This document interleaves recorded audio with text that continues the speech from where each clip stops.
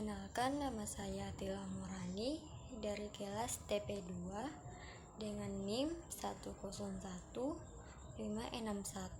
10156124184. Di sini saya akan menjawab beberapa pertanyaan dari mata kuliah Ilmu Al-Quran. Langsung saja, pertanyaan yang pertama, jelaskan apa yang dimaksud muhkam dan mutasyabihah dalam ulumul Al-Quran. Jawabannya, muhkam adalah ayat-ayat yang jelas dan tegas maknanya, tidak mengandung keraguan atau penafsiran ganda. Biasanya ayat-ayat ini berisi hukum, perintah, larangan, atau prinsip akidah yang langsung dipahami. Contohnya surah Al-Baqarah ayat 2 yang artinya kitab Al-Quran ini tidak ada keraguan padanya.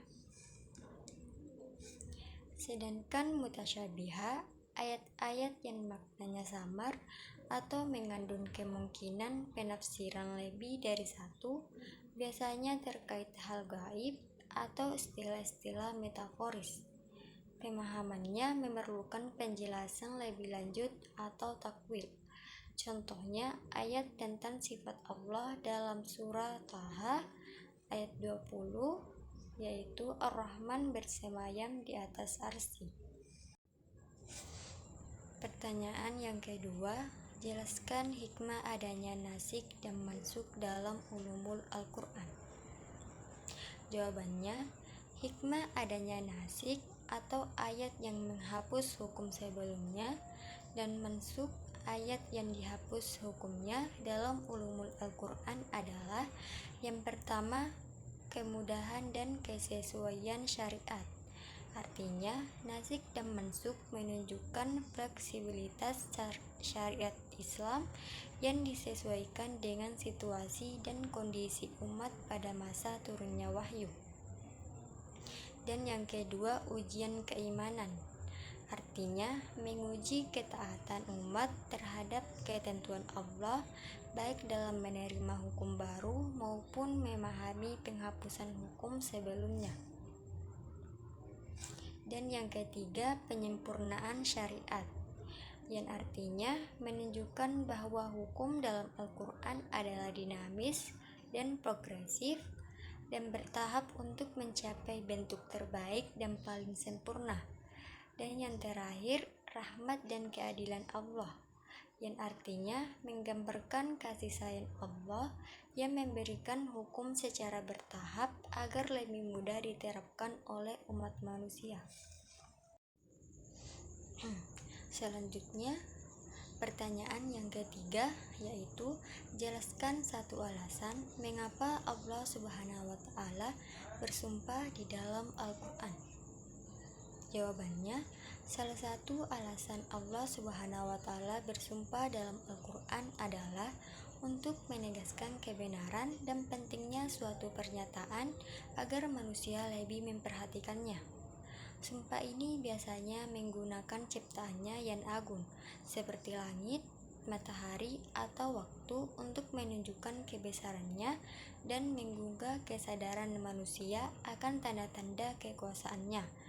Contohnya dalam surah Al-Asr yang artinya demi masa.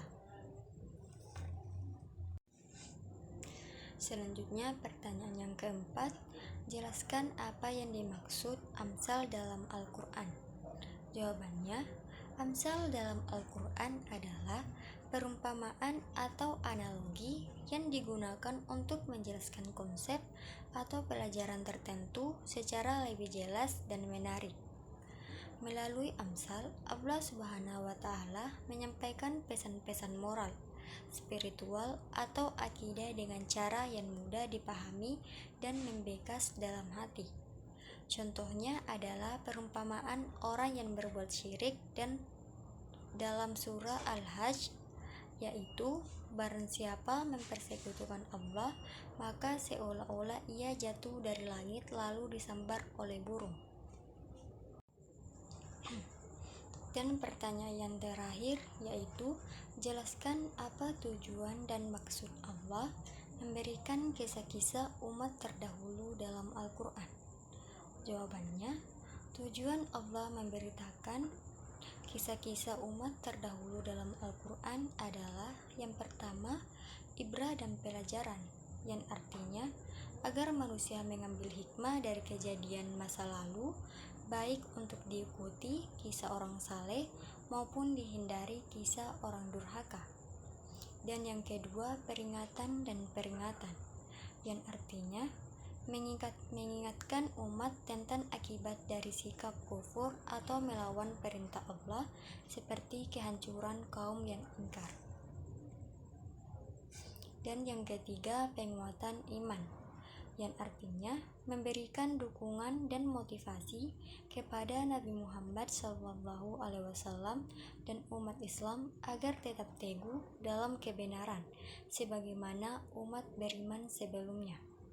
Dan yang keempat, bukti kebenaran wahyu, artinya kisah-kisah ini menunjukkan bahwa Al-Quran adalah wahyu dari Allah karena berisi informasi yang tidak mungkin diketahui manusia biasa di zaman Nabi. Baik, mungkin itu saja. Sekian dari saya. Wassalamualaikum warahmatullahi wabarakatuh.